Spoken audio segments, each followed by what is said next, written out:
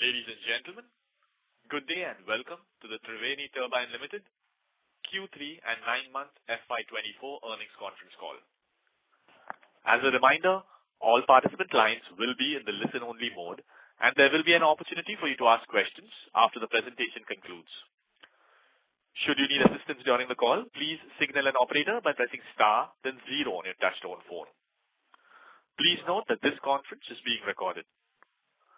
I now hand the conference over to Mr. Rishabh Barar from CDR India. Thank you, and over to you, sir. Good day, everyone, and a warm welcome to all of you participating in the Q3 and 9 months FY24 earnings conference call of Triveni Turbine Limited. We have with us today on the call Mr. Nikhil Sawhney, Vice Chairman and Managing Director, Mr. Lalit Agarwal, CFO, Mr. S.N. Prasad, President, Global Sales Products, Mr. Sachin Parab, President, Global Sales Aftermarket, Ms. Surabhi Chandna, Investor Relations and Value Creation, along with other members of the senior management team. Before we begin, I would like to mention that some statements made in today's discussion may be forward-looking in nature, and a statement to this effect has been included in the invite which was mailed to everybody earlier. I would like to emphasize that while this call is open to all invitees, it may not be broadcasted or reproduced in any form or manner. We will start this call with opening remarks from the management, following which we will have an interactive question and answer session. I now request Mr. Nikhil Sawhney to share some perspectives with you with regard to the operations and outlook for the business. Over to you, sir. Thank you very much, Rishabh. A very good afternoon, everyone. Thank you for joining the Q3 FY24 as well as 9-month FY24 earnings call for Triveni Turbines.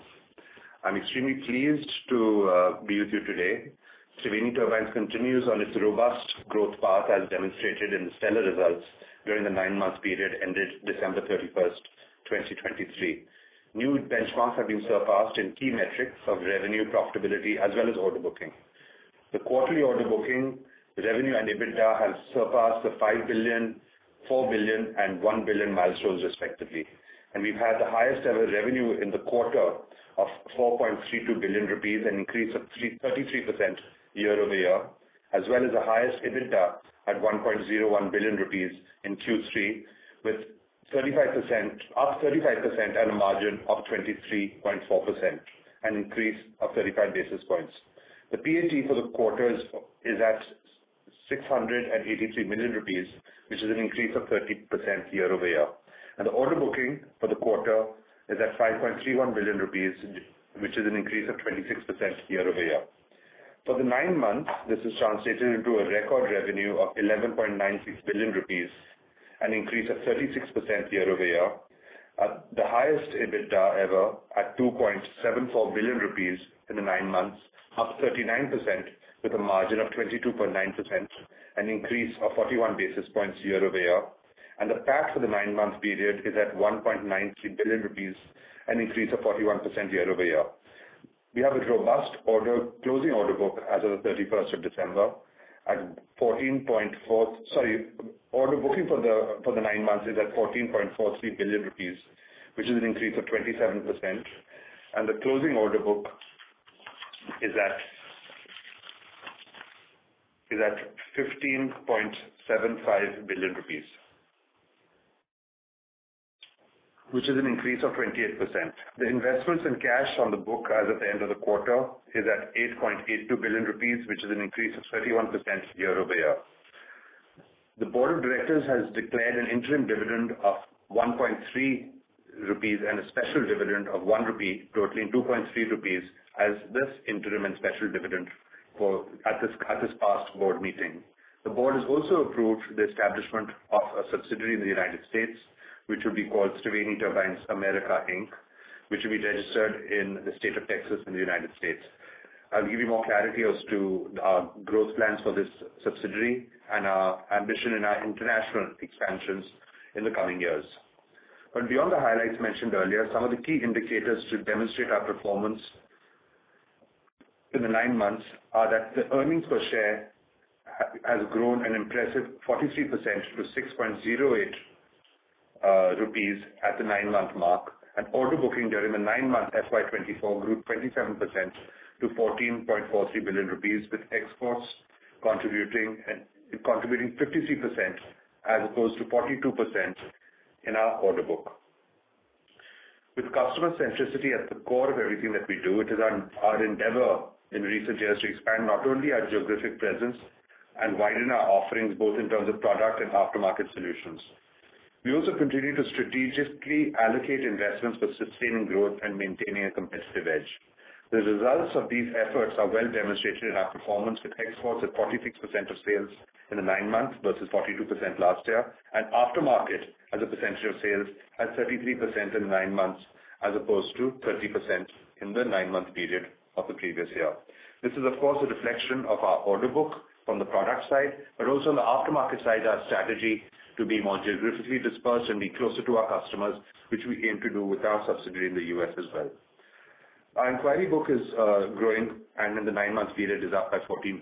We have both growth in domestic as well as international markets, and we are optimistic going into both Q4 as well as into FY25 of an increase in our order booking at possibly the same growth rate that we've seen in the last couple of years, which will allow us to maintain our growth momentum.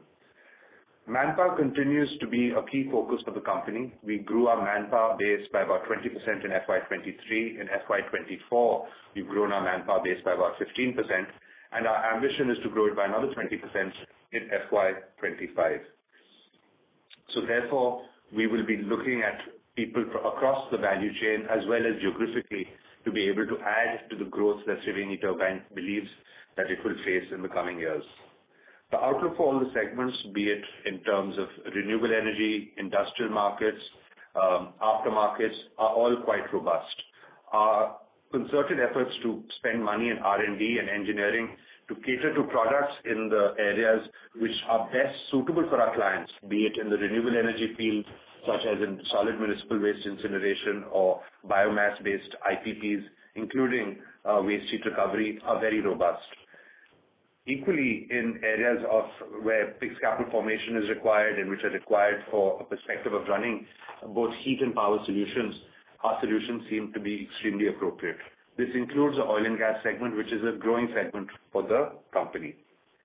We continue to invest into R&D, and as we come into the new year, we will come up with new CapEx plans to see how best we can ensure that our R&D even surpasses the product development profile that we've had in the last couple of years or in the last decade, to step it up to even faster pace and to have even more accuracy and even more robustness in the R&D process itself, much like we've been able to do in our product delivery. Investments, like I said, we will come back to in terms of where the company will be investing, but the company has extremely high return on capital invested, and especially if you remove cash as part of the capital employed, the company has an excess of 300% return on capital.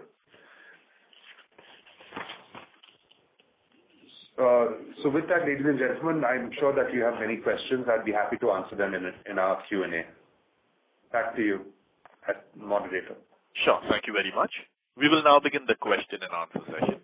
Anyone who wishes to ask a question may press star and 1 on their touchtone telephone. If you wish to remove yourself from the question queue, you may press star and 2. Participants are requested to use handsets while asking questions. Ladies and gentlemen, we will wait for a moment while the question queue assembles. The first question is from the line of Ravi Swaminathan from Avendus Spark. Please go ahead. Sir, thanks a lot for taking my question, and congrats on a very good set of numbers this quarter also. My first question is with respect to the order booking that we have done. Overall, we have seen robust growth during this quarter also, but if you see the domestic order booking, there was a bit of a decline this quarter, and probably for the first 9 months, there was a marginal growth only compared to the exports, which had seen north of 60% growth. If you can throw more light on what is happening in the domestic market, a bit of outlook also on that, that would be great. Yeah, that's a great question. Thank you, Ravi. On the inquiry book, I'll ask Prasad to come in as well and to explain a little bit more on how he sees the domestic product market, of course, there are vagaries in terms of the aftermarket, which is while the spares and service business is more consistent based on our install base, the refurbishment segment is more opportunistic. But the product market, it gives you a real indication in terms of fixed capital formation in the economy. As we see it, and I think as we pointed out in the last couple of calls as well, firstly, you should view us in a 9-month period. The fact that it's flat for this 9-month period does not take away from the optimism that we are seeing both in terms of growth of the inquiry book in the domestic market, which is about 57 odd percent, and gives us good visibility into order booking coming into not only Q4 but into the next financial year. The reason is that, as we pointed out, that we saw a drop in the inquiry book, I think in Q2 it was, which is just indicative of the general investment climate. As we currently sit now in the middle of February, we believe that private sector capex is well on track. Is something that is very encouraging. But the absolute level of investment that is going in is also something that we believe is quite sustainable. We're not seeing any sudden huge spurt in investments, which is also very encouraging for us as something that where we want to encourage, where we wish to see a more sustainable growth path. But Prasad, can you come in and give a little bit more clarity in terms of what you're seeing in the domestic market, both from a perspective of 9 months as well as future? Yes. Yes, sir. So domestic market-wise, the inquiry pipeline is quite strong. That is a very positive traction. When we are doing year-on-year comparison for 9 months, so domestic market inquiry pipeline is quite strong, almost over 50% increase is there. But in the same way, in the quarter 3, when we are seeing the inquiry generation from domestic market is equally strong inquiry generation there from across the segments. Whereas the order book 9 months wise, yes, a slightly improvement there, but a particular quarter, we cannot take it quarter-wise, because quarter-wise sometimes some finalizations because of year-end in December, again October is festival time, that is Dasara, Diwali. Some customers postpone their finalization. But we see that Q4 going to be interesting quarter again for the domestic, by seeing the inquiry pipeline. Got it, sir. My second question is with respect to the exports. Yeah, we have seen some very strong numbers in the first 9 months. Can you kind of delve a bit deeper and give a sense on how much of it would have been some of the key subsegments like API, say the large orders, 3,200 orders, and if you can do more to the color on which geographies have contributed to this. Yeah. Yeah. So Ravi, as you know, we have an install base in about 80 countries globally, and so we get inquiries from over 110 countries. And any given year, we are supplying turbines to anywhere between 25 to 30 countries. Of course, the larger the economy, the more prevalent investments are going to be, and so therefore the more impactful it will be for us. Part of the reason that why we're investing into the United States as well is because we see a very robust market there, given the incentives towards energy efficiency. We're seeing that already translating into orders for us. But we also see that as that subsidiary able to cater to the Americas for our already existing install base of over a substantial number of turbines that already exists there. For the quarter in specific, we've seen orders both in the higher range of above 30 megawatt. As you know, we've stopped demarcating the orders because ultimately they fit into the industrial range of customized products that we manufacture. But the demand that we've seen is from the Middle East, from Americas. The one market segment which has been slightly weak for us has been East Asia. But the rest seems to be quite robust. The United States and America seem to be doing quite well. Prasad, can you give a little bit more color on the markets which you're seeing activity in? Yes. So in the quarter as well as the 9 months, our order book is basically from, as you rightly said, except East Asia, all other regions are performing quite well, starting from Middle East and North Africa, then Europe region, Turkey, and Americas. These are the regions, and from different segments, from biomass industries to oil and gas, about 30 megawatts, and even some 30 megawatts. So that way, traction is quite good from inquiry pipeline as well as order booking side, sir.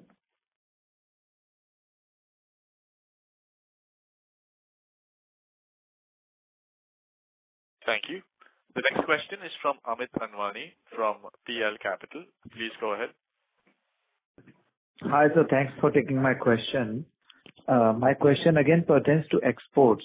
So we did highlighted that there's a robustness across countries barring East Asia. Just wanted to understand, you did highlight it in previous calls that you'll be penetrating newer markets.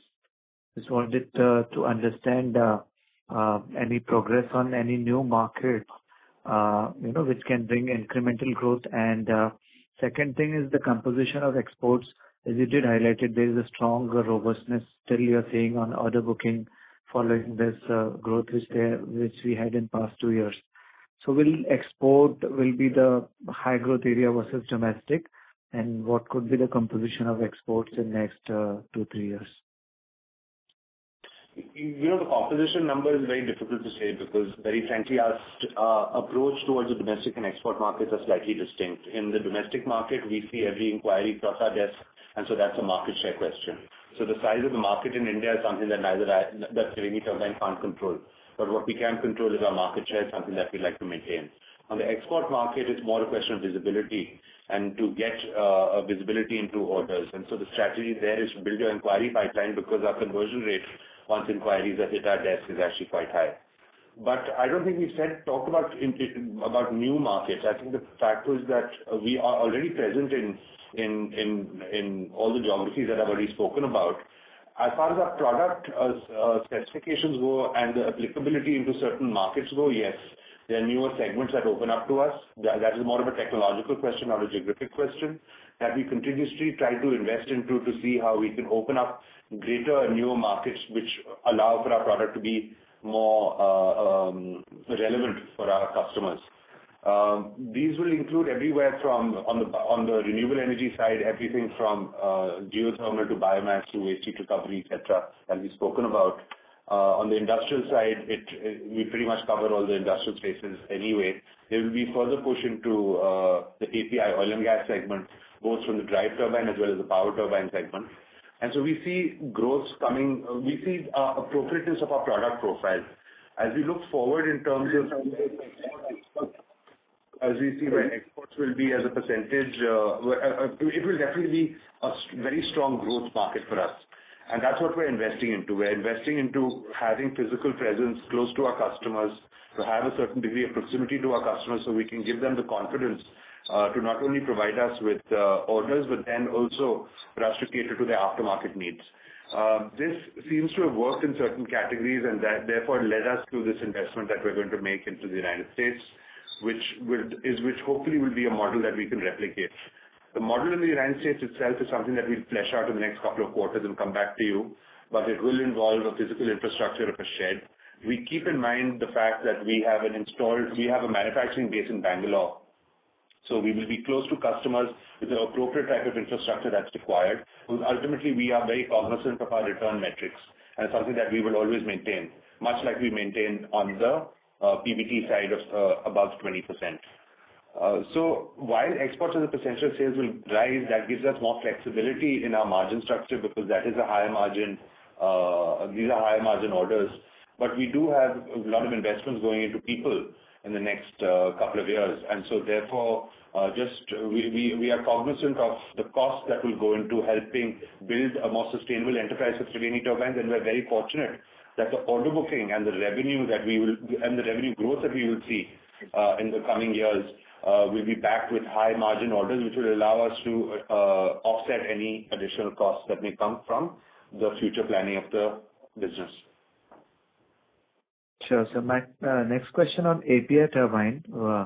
You witnessed a strong growth this quarter.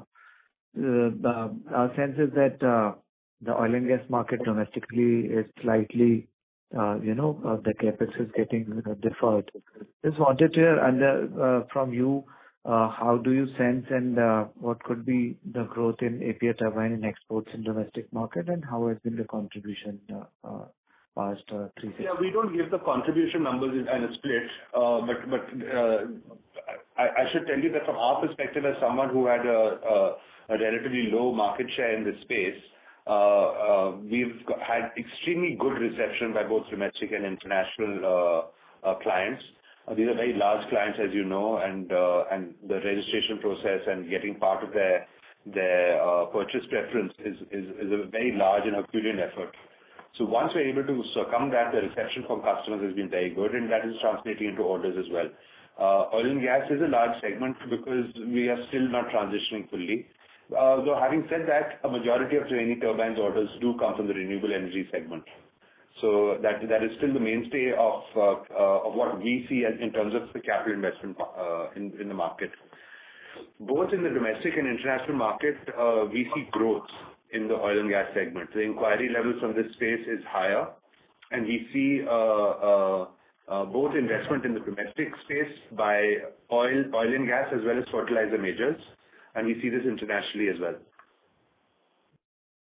Sure. So lastly, on gross margins, as we can see, past 4 quarters, we have been clocking more than 51% gross margin, all the way picking up from 43%. So just wanted to understand what could be the sustainable gross margin.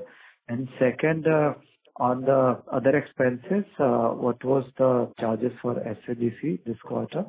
And third, you highlighted on the R&D spend going up. So just wanted to understand what was the R&D spend recently as a percentage of sales, and what number we are looking for the upcoming years. Yeah. Okay.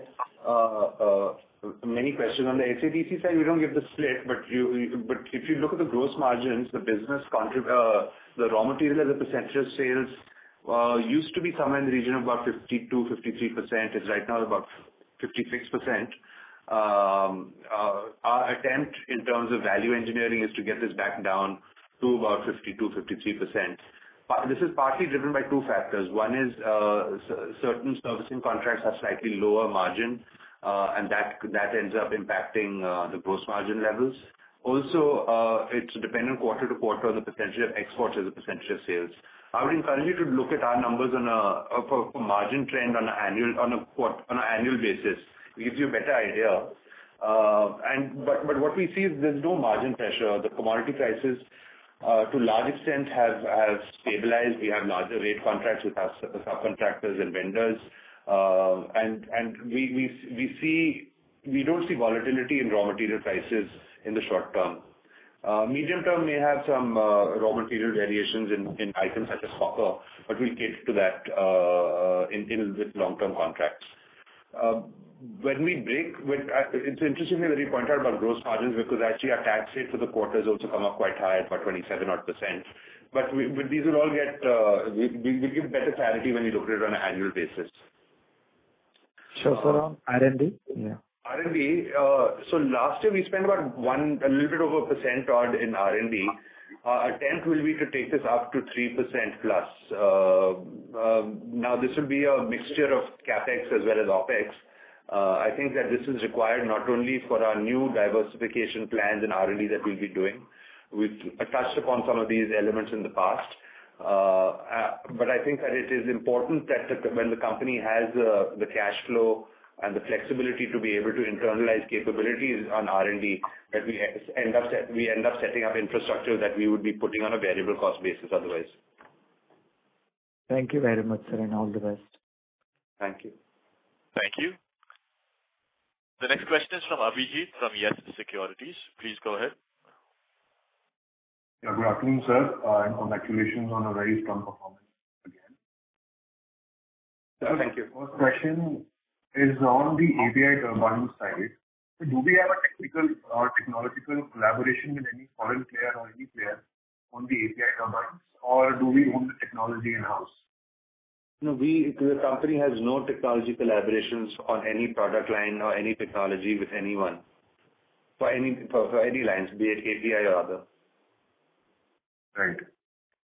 And sir, the endeavor to increase the R&D expenditure as percentage of revenue to 3%. So where would this expenditure be going, and in which product segment are we targeting to increase our capabilities in? You know, the fact that these are capabilities, the capability that you have in structural, on fluid dynamics and other aspects of science and engineering, are somewhat spread and amortized over a wider set of products. And so the fact is that we will be investing into certain capabilities and capacities. And I think ultimately they will form a part of what we bring to the market. We haven't announced any new product introductions at this current point in time, but the fact is that the company is building a portfolio of new product releases and new technology releases as well. Sir, just wanted to understand, are we going to enter a new segment altogether, or is that something that we are right now outsourcing? No. It's partly both. It is partly what we are outsourcing to internalize, and then to spend much more on what we were doing. Right. Sir, and in the US market expansion now that we are also forming a subsidiary there. So is there any one particular product segment that we are targeting there, or is this a more generic kind of push that we do as far as our capability is concerned in US? So, I think we've said this in the past that what our attempt with our international expansion is to be closer to customers. Now, we understand that as we're closer to customers, that will help bridge certain apprehensions that they may have in terms of placing orders on us. But they really don't want to see servicing office, a marketing office there, because that's really not any capability that they can utilize once the product is installed. They want to see some servicing capability. So the essence of this entity to be set up is on the aftermarket side. It will start with that enterprise only to be able to cater to our customers as well as third-party customers from that subsidiary. As you've seen, we've been quite successful in our South African venture, and everything, margins are expanding, everything is looking quite good there. So we seem to think that that's a good model for us to adopt. And the US, as you would know, is by far the largest market globally. And given the push that they have for energy efficiency, not only is there a very distinct market for new product sales, but also on the refurbishment and replacement market presents a very unique and distinct opportunity. Right. So that's it from my end. Thanks a lot, sir. Thank you. Thank you. Next question is from Harshit Patel from Equirus Securities. Please go ahead. Thank you very much for the opportunity, sir. So my first question is, you have mentioned that the overall domestic inquiry book has grown by around 57%, while the overall inquiry book has grown only 14%. So this would imply a very sharp degrowth in the export inquiry book. Could you explain a little bit on this? It's just the domestic market inquiry book is not as large as the export inquiry book. So the math doesn't work out the same way. The export market has also grown, but yes, it's grown by about 10, like about maybe 7, 8, 10%. But having said that, the entire inquiry book is somewhere in the region of about 7.5 to 8 gigawatts. So it's quite substantial, far more than our both order booking as well as sales in any given year. In fact, it may be 3 to 4 times that. Understood. So my second question is on our EBITDA margin, and I'm talking about margins excluding cash. So if I compare the company's overall trajectory from, let's say, FY17, FY18 to today, so in the last 6 to 7 years, we have almost doubled our sales. Our gross margins have improved. The employee cost as a percentage of sales, even they have come down. Despite that, we are not at the similar EBITDA margin levels of the past, mainly because the other expenses have grown disproportionately. So while I understand the expansion like SADC and what you would be doing in the US market as of now, but this increase in other expenses seems to be quite disproportionate. So could you think we can go back to those 21-22% kind of margin in the next 2 to 3 years, or are the current margin levels would be a more appropriate extrapolation of the future margins? No. I think there are some investments that we're doing in the short term, which have had the impact on the P&L the way that you've expressed it. The intent, of course, is to expand it going forward. There was a certain compromise in terms of how much growth you could take with margin. But I think that if I look 2-3 years down the line, we should only see expansion of margins. Understood. This Thank will you very happen through much multiple for routes. answering. No, but this will happen through multiple routes. One is the product configuration itself. We're quite optimistic that we will have a more lean and value engineered product, which genuinely will have more cost taken out. Then the structure and the cost that we put in would obviously be amortized over a larger turnover, and so you'll have operating leverage also kicking in. And then we believe that that the contribution of higher margin aftermarket would also end up, as well as export, would end up aiding and assisting in these matters.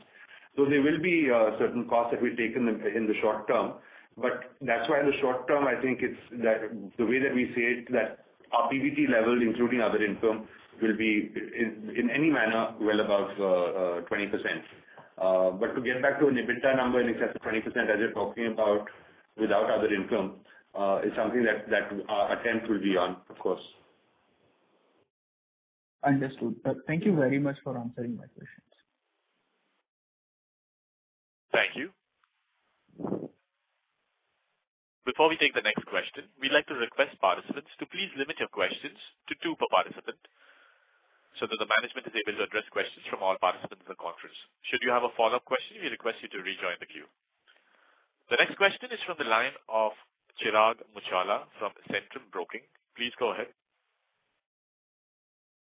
Yeah, thank you, and congrats for a very good set of results. So first question is more of a clarification. So the US entity that we are planning and written in the PPT that basically we are in the process of investing for a local facility. So just wanted to get a clarification that this is more like our South African venture, which is geared towards service, repairs, as well as aftermarket, or this is we are planning eventually full-fledged steam turbine manufacturing facility there, like we have in Bangalore. Chirag, you visited our facility in Bangalore also, so you know the assets employed in the factory. So, very frankly, actually, the intent is very clear, to be able to be close to customers to cater to their servicing requirements. But if local assembly is required, it doesn't require much capex. So it's something that we have to be slightly opportunistic on. But the point is that the capital incurred to that business is going to be relatively low. It will be very high from a manpower perspective. We are going to employ the best of best out there. That is an investment that we'll make, which will pay off in the years to come.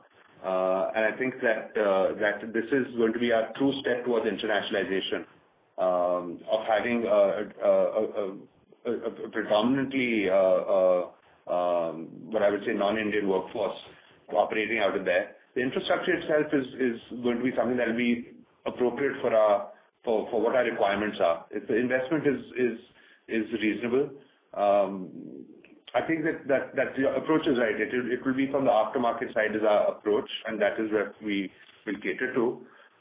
We're not manufacturing is a relative concept. Only 45% of our purchase order actually enters our factory anyway. So the generator, the lube oil system, the condensing system, the panels don't enter our factory. So are we manufacturing that or not? So yeah. Sure. And sir, for the US market, which would be the end user sectors that we will initially be targeting? Because I understand, that geography is also very large oil and gas market. So from an API turbine point of view. No, we will be approaching what has been our mainstay in our order book, which is renewable energy, and now driven by a little bit into the oil and gas sector. So renewable energy cuts both across industrial installations, which have requirements from an energy efficiency perspective, in terms of, as you know, the United States has had some of the cheapest power globally, or cheapest energy globally, and so therefore, capital investment in energy efficiency has never really been a priority. Capacity expansion was always a priority of incremental capital. And now with both the Inflation Reduction Act, as well as a variety of different incentives, as well as a corporate consensus towards moving towards a greater degree of decarbonization, there is a substantial amount of investment across the industrial value chain, as well as pure play renewable energy companies. So between those as well as APIs, it presents a very large market. The United States, as you know, is by far the largest economy in the world, and they have every industry that exists there. We believe that given the fact that over the last several years, the consolidation in the steam turbine space has meant that the industrial user base has not been adequately serviced. And so we think that there exists opportunity for us to come in and provide a comprehensive degree of offering there. Sure. And so that market is also, very high on product certification. So are we through with all certifications? Yeah, we have. That's why, like I told you, the last couple of quarters, we've been seeing orders from the market as well, and we've delivered orders into that space. So certifications are part and parcel of whatever we do. Nothing is more stringent than the API 611, 612 specification that go into the oil and gas. We sell from everything from our defense forces requirements for steam turbines, and those requirements and for certification is far higher than anything else. We are also, as you know, AS 9001 certified company, which is an aeronautical standard. So we have all the relevant quality parameters as well as documentation that is necessary to sell into any market, both from a application perspective as well as geographically. Sure, sir. And last question. So sir, we have seen very strong ramp up in FY23 and 24, and probably this year we will end up with total order inflow close to around 2,000 crores or so.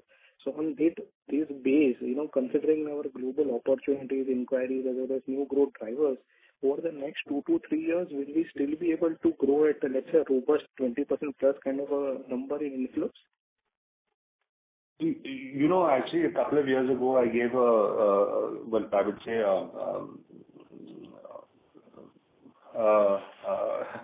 outlook that the company would grow at about a 35% CAGR, and as you've seen, I think we're exceeding that. The capabilities that we're putting in place is to maintain a growth rate of that much. Now, 35% may be high, 30%, but our attempt is to grow rapidly.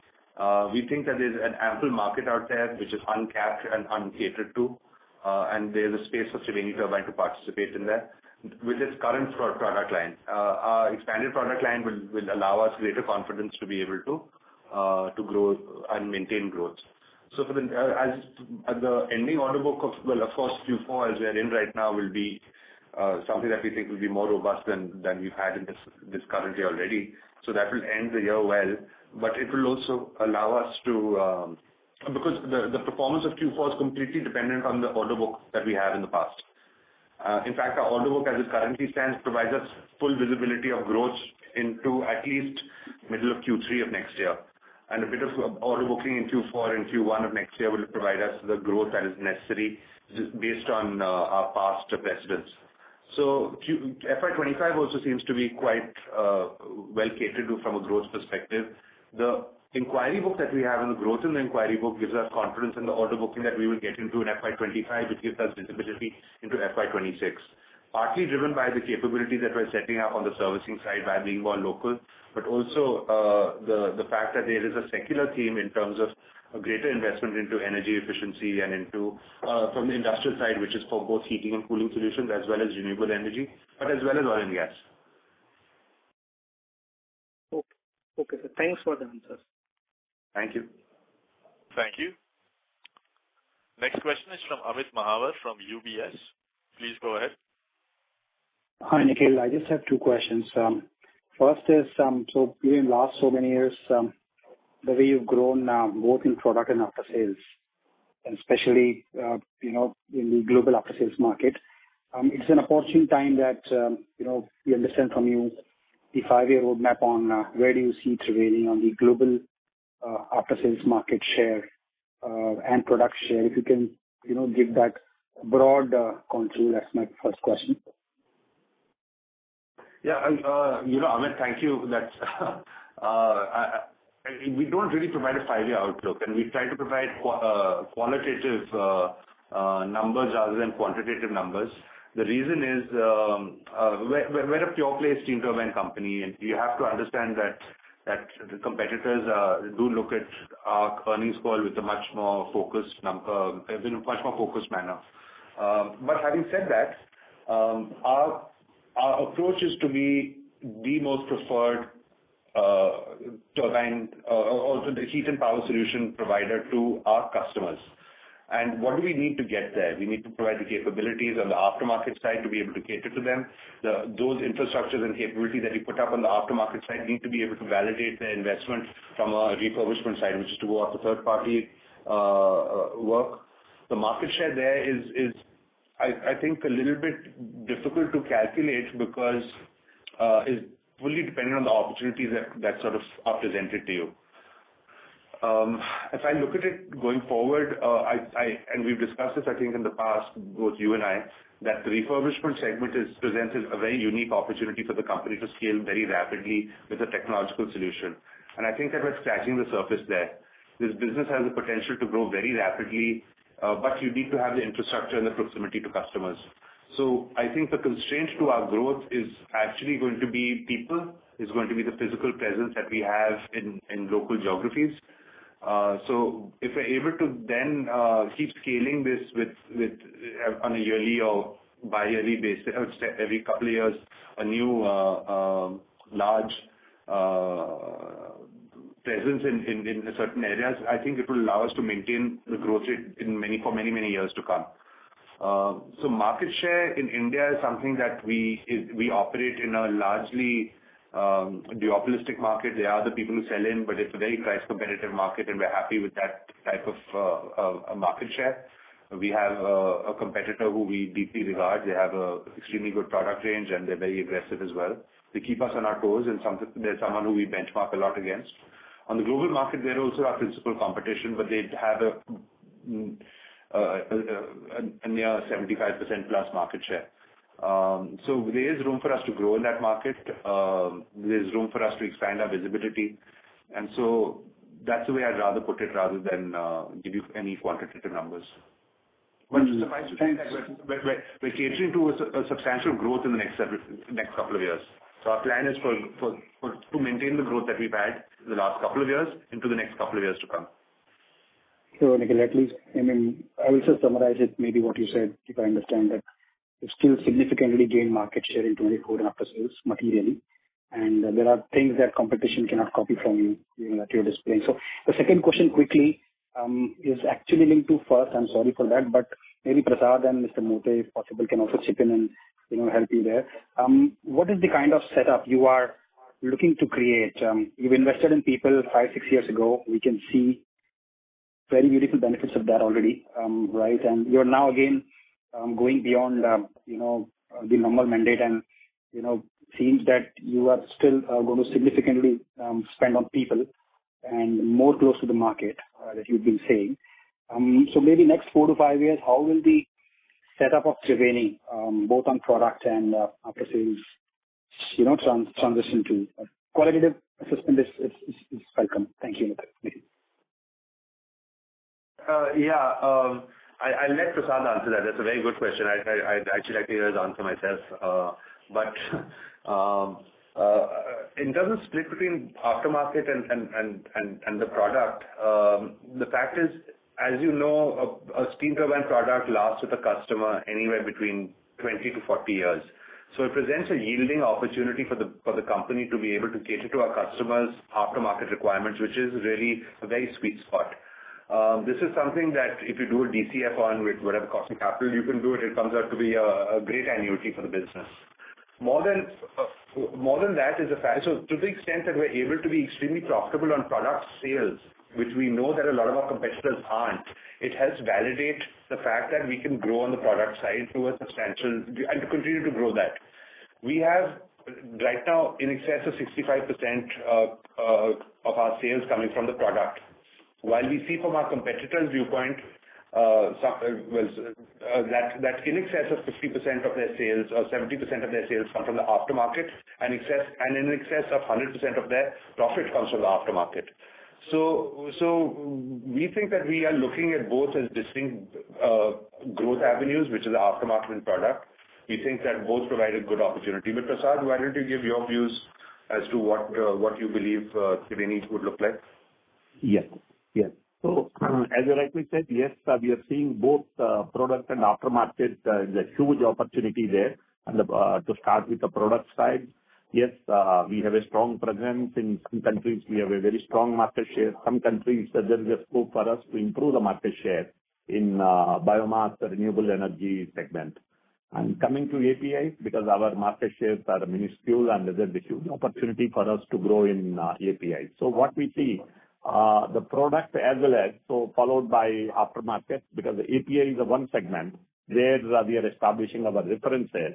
So down the line, after the cycle of aftermarket starts for the API segment. So what we see, so in aftermarket side, like a refurbishment opportunities, service opportunities of any made turbines, and our local presence in those countries where we are establishing small workshops to be closer to the customers.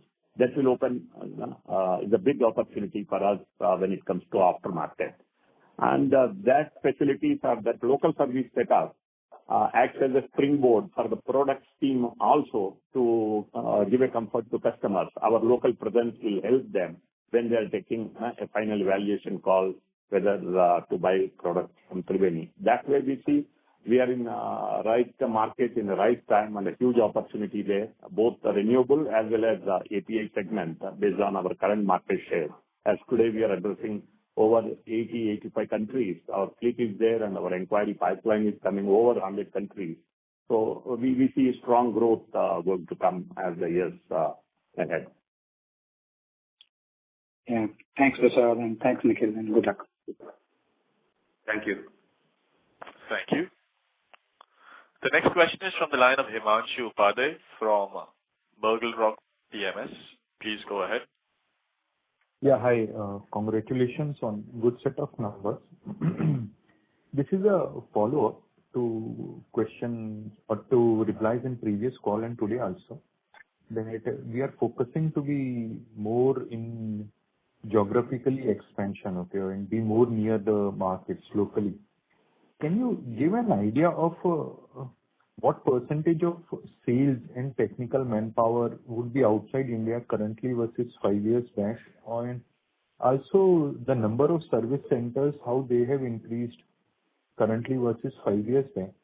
And whatever growth we are seeing currently, is it all orders in-house or directly through our own sales team or in exports, or there is something like some consultants also who play a role in getting the business? I'll start with the last question. We use a hybrid structure. Of course, all sales technically have to go through us, but we do have an agent structure, which allows us to be a little bit more conservative on overhead costs. And also in our segment, which is a little bit more entrepreneurially driven from a customer purchase perspective, the relationships that agents have do end up, I think,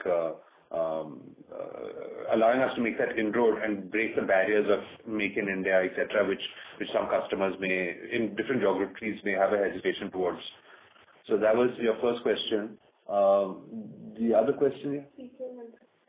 People. So how many people outside India? Well, really we have offices in the UAE, in Dubai, in South Africa, in Johannesburg, in Europe and in Southeast Asia, and now in the United States.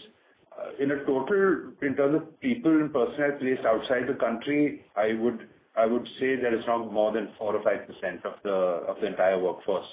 Our attempt would be to be much more international and as we go forward. But this would be in 2-3 different areas. Manufacturing as we see it will always be based in India. And so that is something that we wish to, and this for a couple of reasons. It's because we think the ecosystem that we've created from both the supply chain basis as well as the capability of manpower is better for us to not spread it in different areas. But the international manpower will consist significantly of servicing personnel. And these are technical servicing personnel. These are people who are revenue earners in their own right. And so the attempt there, like we created in South Africa, where directly we may have 20 people on the books, but we may have maybe 1,000 people employed indirectly in servicing contracts, gives us a roadmap in terms of where we wish to go. And as far as what I've been talking about in terms of growth of employee cost, it will be driven by hiring in these foreign geographies, which have a higher cost base than we would in India. So that's something that we cater to, and that's something that we're cognizant of as we go to execute these orders. But the attempt will be to have a greater internationalization, which is exactly the point that you made, which is a percentage of employees that are outside the country.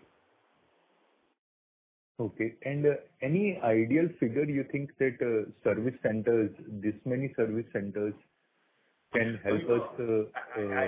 I don't know the right answer to that. I think we have to take it as it comes. It will be a question as to can a service center, what is the geography that it can cater to?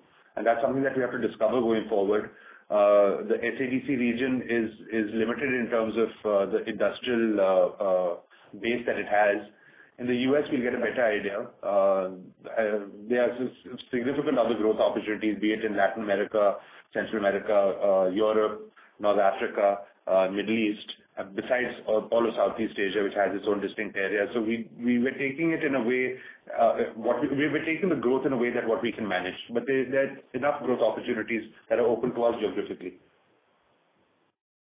Okay. Thank you for your detailed reply. Thank you. The next question is from the line of Tina Vimani from Motilal Oswal Financial Services. Please go ahead. Hi, sir. Congrats on good set of numbers.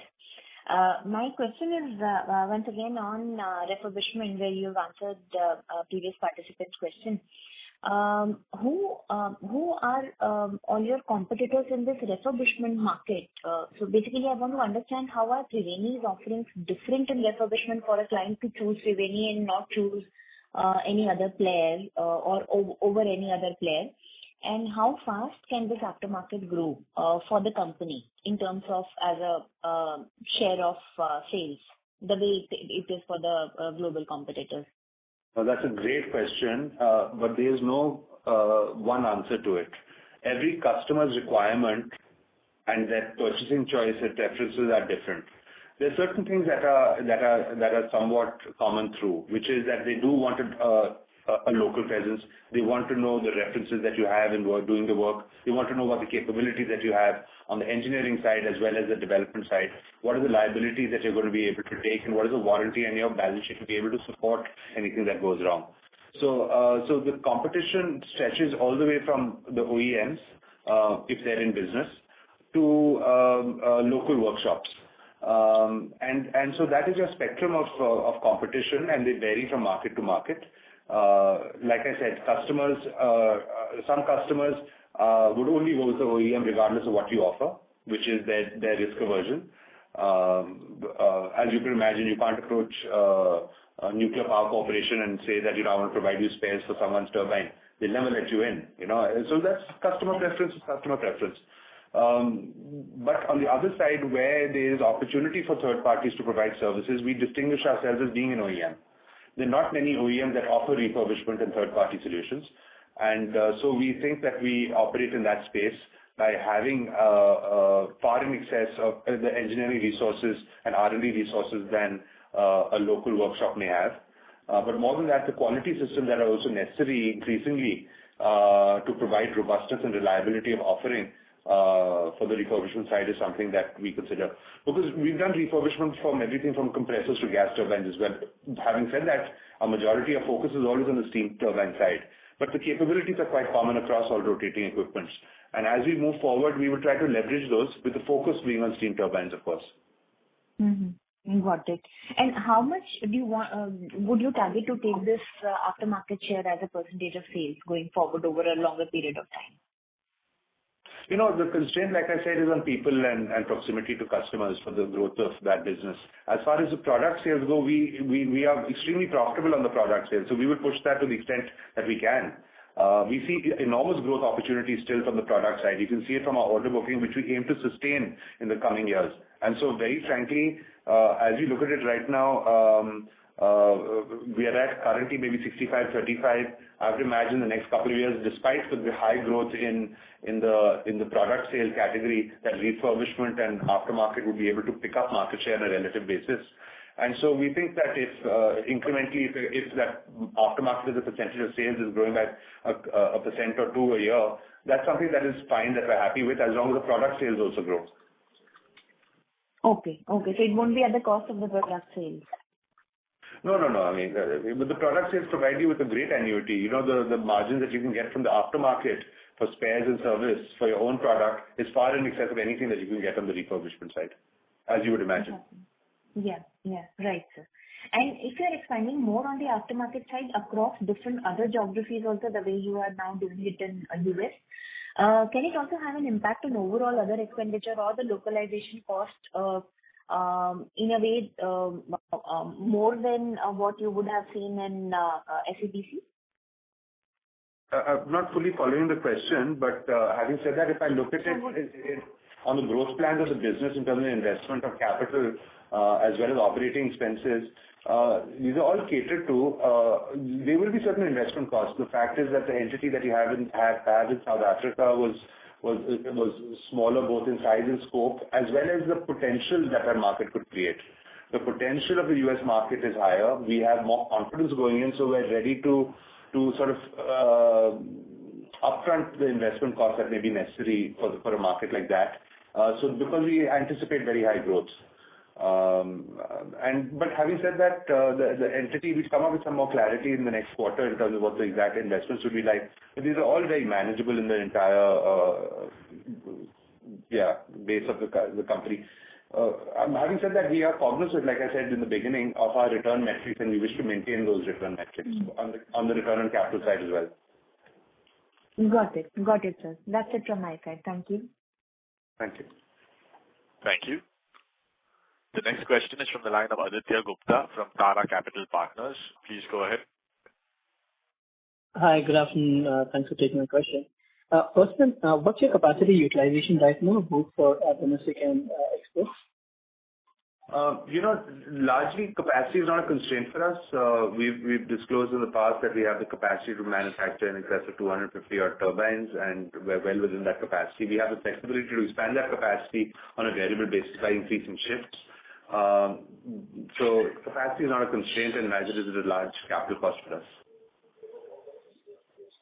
Okay, so let's say when you say capacity is not a constraint, and assuming you're saying you are going to grow, or there's an aspiration to grow at the same pace of 30% plus or 25% plus for the next 2 years at least, for that you're saying there is enough capacity? I haven't said that. Please don't put words in my mouth. No, I thought, sorry, maybe I got it wrong. I thought the aspiration was to maintain a healthy, or the aspiration to grow that. Our vision is to maintain, but you're putting more absolute numbers in my mouth by saying 30, 35%. No, I just meant, no.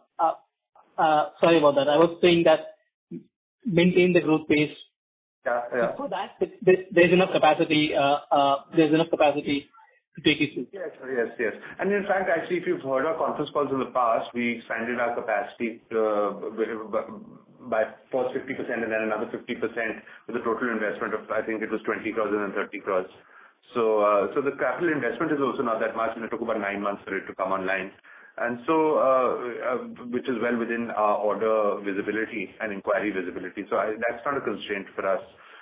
We do have to work.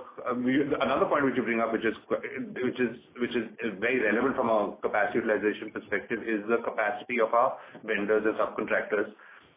That is something that requires work, and that's something that we continuously focus on to be able to enhance their capacity utilization. Not their capacity, to ensure that is well within the capacity utilization figure, so that we don't face constraints. This has happened through multiple routes, direct negotiation and conversation. Sometimes there's capital that has to be provided to enhance capacity for certain subcontractors. And lastly is the fact that we have multiple sourcing strategy. So that is something, that is the way that we bridge that risk. Got it. Thanks for the clarification. And second, if I look at the margins, even on a, let's say, 9-month basis, there is a gradual improvement that's come through, right? And this is happening in sync with the higher mix of export orders, even though I think after sales is down a little. So is that, you say commodity costs are benign, is there a mixed element also in there, and with increasing share of export products, do you think this trend is going to continue? Yeah. So our execution is just a reflection of our order book. And so certain order books that were taken at COVID times were subject to the vagaries of raw material pricing at those points in time. There's much more stability now, so there's much more visibility into what project margins could be and should be. We actually should have had higher export as a percentage of sales in this quarter 3, but we had too many goods in transit. So these will all get reflected in Q4 and going forward, and our order book reflects our turnover in the years to come. So it's along the lines of what you're talking about. Got it. And since you mentioned longer transit times, is this something to do with the Red Sea issue, or is this something completely different? The Red Sea issue, I think most transporters are providing alternate routes. So that I think is important for us to recognize. At this point in time, the goods in transit is just based on the fact of our planned turnover. As you can see, even in Q3 we had a record turnover, and that's something that we'd like to beat in Q4 again. But I don't think the Red Sea is really the constraint, and those shipping challenges are not what the constraint is. It's just production planning and dispatch. Got it. And any cost I wouldn't have brought it up actually. Any cost escalation in Q4 because of shipping routes being changed or higher shipping prices right now, which could be worth calling out for? Prasad, you want to answer that question? Yes, sir. Yes. So majority of our international contracts, Incoterms are FOB Indian port basis. So whatever these transportation costs, that's outside our contract values. And when it comes to raw materials, so almost 95 to 96% are sourced indigenously. So at this point of time, we don't anticipate any impact of those cost escalations into this. Got it. Thank you for the answers and have a good day. Thank you. Thank you.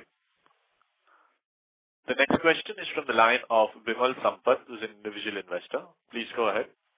Yeah, good afternoon. Now, most of the questions have been answered. Now, just two things. Now, the new product, what you are doing R&D on, and which will it be capital intensive or it will be something similar to what we have in current? Our this thing is negative working capital. So new product will be similar or it is something different, and it is related to our product, and are we going to invest heavily or it will be light capex like our turbines? No, I think that we very much like our technology-focused approach towards product development as well as catering to customer requirements. What that ends up doing is that when you put technology first, you have limited competition and therefore payment terms such as bigger advances, etc., and payments on dispatch end up helping your entire balance sheet, such as working capital.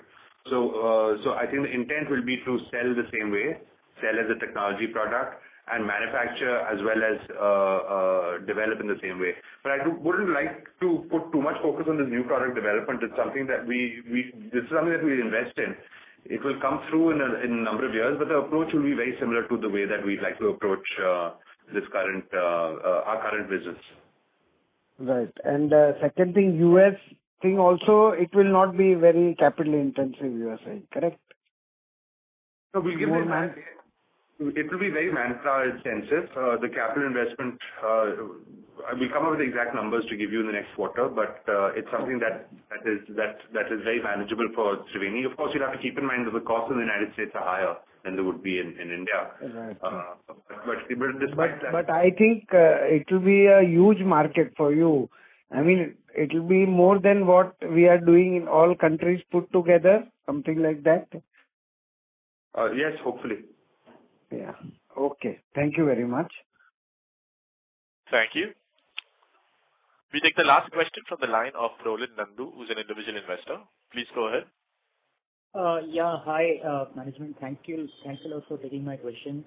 A few questions from my side. While you mentioned in the last answer itself that not to give much focus to the new product, but if I look at the journey of Triveni, right? I mean, how we started was we were leaders in 0 to 30, then we moved to 30 to 100, then we also added API capabilities.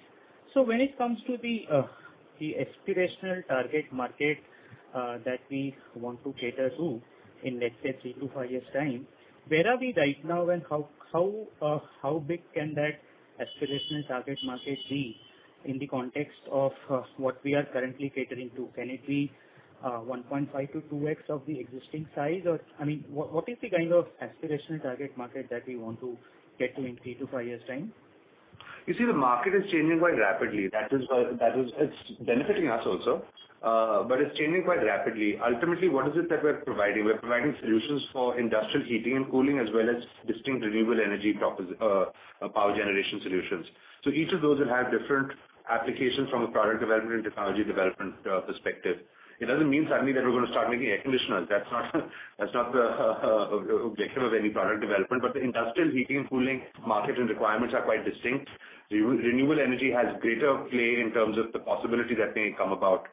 But having said that, the markets are quite large, as you can imagine. These are very, very large, undefinable type of markets. I think it's better for us to just take it as what's applicable right now for steam turbines. There may be a certain degree of cannibalization in the products that we develop. But the aspiration level will be to firstly from the customer side to be the most preferred vendor, to be able to, so that means product quality, reliability, robustness have to be quite consistent. Of course, efficiency levels have to be benchmarked globally.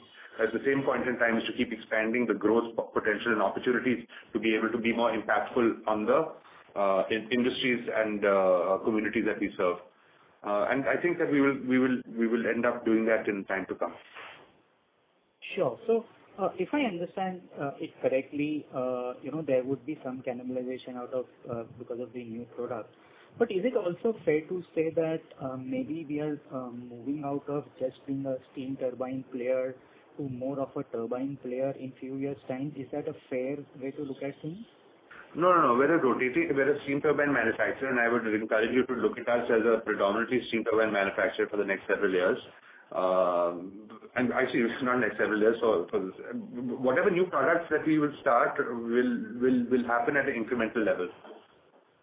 I wouldn't think that you should. We find ample growth opportunity in our current market. We don't want to lose any focus on what is present in front of us, both from product side as well as aftermarket. Aftermarket including refurbishment. Understood. Because from where I'm coming from is that from an investor point of view, it looks like you have covered most of the bases, right, in terms of the steam market opportunity, so to say. API was something we added few years back. In terms of capacity also, we have pretty much, now we have the full range of turbines from 0 to 100, so to say. So, we were not very sure if there are decent, white spaces which are still left to be catered to by our products. So that's where I'm coming from, but I take your point. One is our product development, but the market itself is much larger. We see, like the previous caller had also mentioned, we see ample growth opportunity to sustain the growth that we've had in the last couple of years. So there's no reason for us to lose focus on that. Fair point. And on this, you mentioned that there is an inquiry book of 7.5 to 6 gigawatts, right? I mean, if I heard it correctly. Can you help us understand that in last few years' time, how has our conversion rate moved and what is it right now? Are we looking at somewhere close to, just to understand the quality of inquiry, is it like a 70-80% kind of a conversion success that we have? Or is it far? No. One is conversion success within a year. Firstly, regardless of if it converts to us or not, I think that would be somewhere in the region of about 40-50%. But then conversion within that to us is quite unique and distinct based on inquiry to inquiry. I don't think you can really read too much into that conversion directly to us because different levels of inquiry come at different stages of their ordering cycle. It provides us a more macro number in terms of opportunities to target. It provides us focus in terms of where to dedicate manpower. And it also talks a little bit about our relevance in the market movement. So that's how we track inquiries. But having said that, to extrapolate and take data from our conversion success, there are certain numbers that we have, which unfortunately I don't want to share with you, which is in terms of the success that we have once we are in front of the customer, which are all very encouraging. we find that competition, there is competition, but there is enough space for us to enter once we're in front of the customer. Sure. And lastly, on this US subsidiary that you have set up, you mentioned that in next quarter you will come up with a detailed plan in terms of capex and some of the other expenses, and it would be more manpower kind of and heavy. Does this mean that we rule out any acquisition that we did in South Africa of that nature in US market? Does it mean that, or that route is still open? No, we have no inorganic opportunity that we're evaluating. Okay. No, I was thinking that from the point of view of after sales, right? I mean, what you have done in South Africa, maybe is that kind of... We think organic is a better way to go right now, and we take every opportunity as it comes, but this is something that the team spent a lot of time on. Sachin and team have spent a good amount of time in being able to do this. We've already transferred manpower, and we're looking for sales to come in FY25 itself. But of course, it's going to be more investment heavy. Sure. Great. Thanks a lot and all the best. Thank you very much. Thank you very much. That was the last question in queue. I would now like to hand the conference back to the management team for closing comments. Yes, thank you very much. Thank you, ladies and gentlemen, for joining our call. We're very optimistic about the prospects of our company. We have a great management and management team in place, and we're looking to enhance our capabilities. If you do spread the word that we're looking for good, able people, and getting good people is always the best part. So we look at you as stakeholders in our growth. Thank you. Thank you very much. On behalf of Triveni Turbine Limited, that concludes this conference. Thank you for joining us, ladies and gentlemen. You may now disconnect your lines.